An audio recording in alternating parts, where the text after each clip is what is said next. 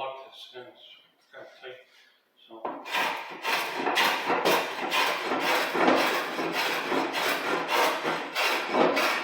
What I'm doing is actually removing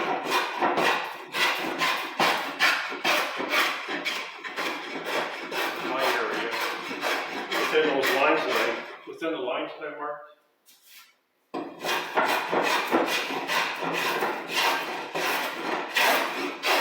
Again, I use with the scrub plane that I talked about yesterday. I use a diagonal stroke. Works really well. That's the kind of stroke you want on when you're doing this type of work. So let's see if I can anywhere with this.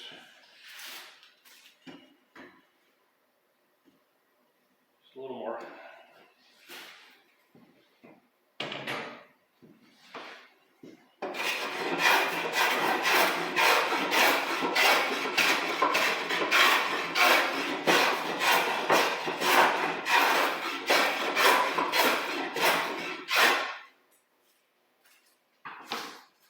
You can see the work holding works really well. Like probably the most difficult type of planing you can do is actually diagonal planing, because it causes the board to twist and rotate, and it's hard to keep straight. So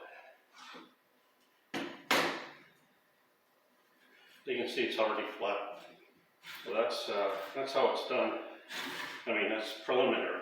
But this middle portion, the convex portion, has been removed. Lower, and now it's relatively flat. And I'll just do a little bit of jointing here because I did this yesterday. And I'll use this wood body. So I'm not going to use the scrub plane. Again, I'll put that away. Just too many hand planes.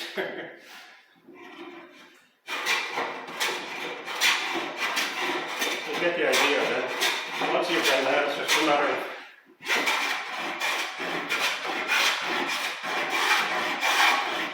along the surface of the board with a long sole plane. I have a metal body number 7 joint there. It's considerably longer than this, but this is fine. I tend to prefer wood body. So just glide it.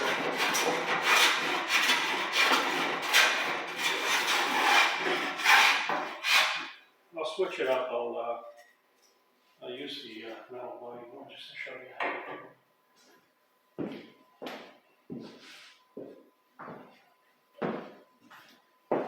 So I'm not sure if I've set this correctly. Yeah, that's good. So the advantage of this plane is because the sole's longer, it rides over the hollows and the bumps, so it cleans that up a little bit better. It's important to have a long sole for that reason. A short sole would just go up and down through the hollows and the convex portions or the bumps. Now what, I'll lower I'll adjust the blade.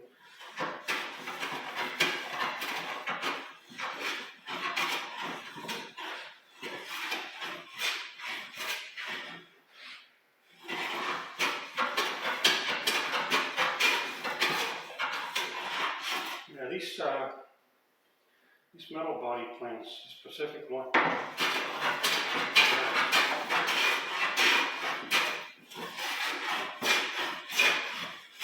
Well, it doesn't take much to flatten this.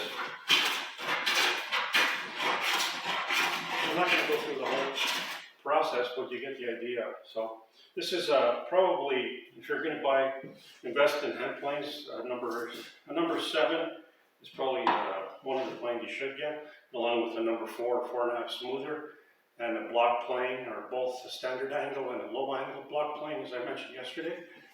I haven't really talked about anything else. Those are the 3 important planes, and there's a 4th one I need to think about. So I'll put this away.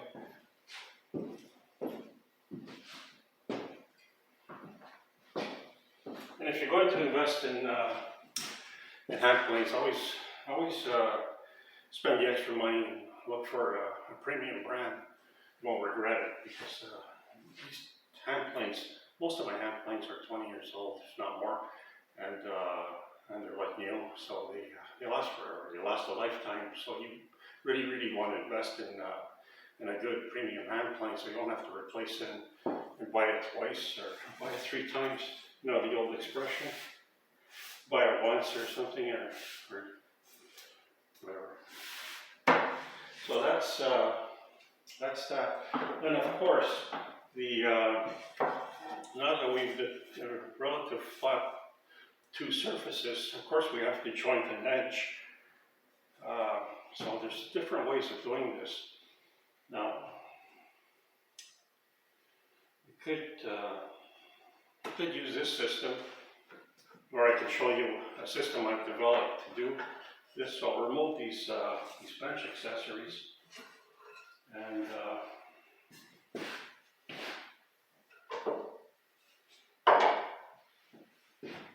I'll remove the bench accessories, and I'll show you what I've done. This is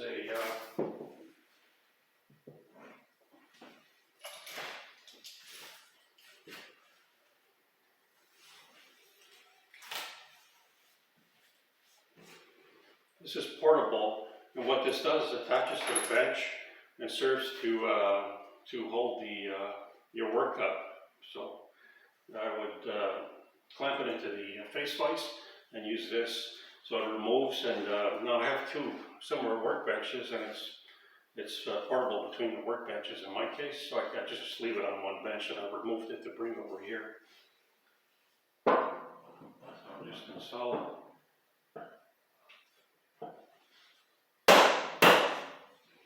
You can either use just a single screw, which works fine. It's fairly, because it locks in with the dowels. Now I do offer plans for this on my website.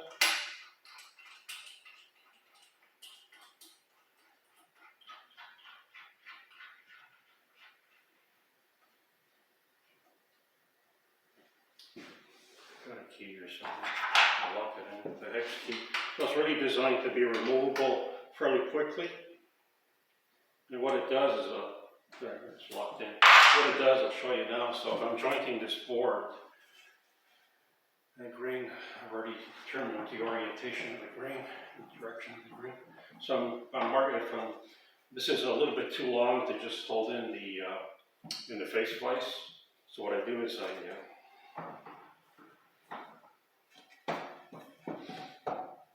because it has numerous holes, I could insert and remove dogs in the holes. So I'll just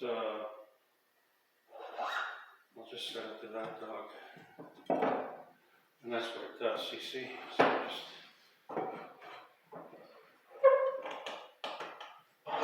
if I can hand point this now. Should I use a wood body one or a metal body? So you want to use also a long sole plane when you're doing this. Let's try this guy.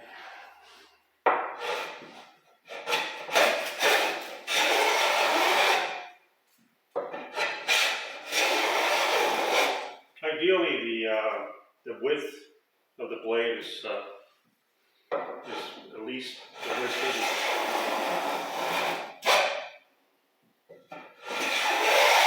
No, I need to back off. Shades are a bit too thick there, so this is how you do it, by the way, using a plane hammer. That retracts the blade. That's better.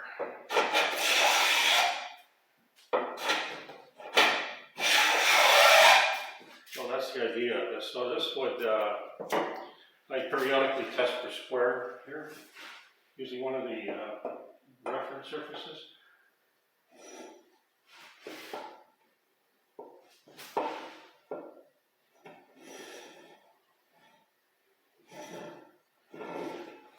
Along the surface. So this process creates 2 parallel dress surfaces along with an edge, so you can begin to rip this down to size for your furniture components. I mean, it's not the best optimal piece of wood. I wouldn't even use it. I wouldn't only use this portion because of that large knot, and possibly use the shorter pieces. But that's the idea. So I'm not going to dwell too much on this because I need to introduce some other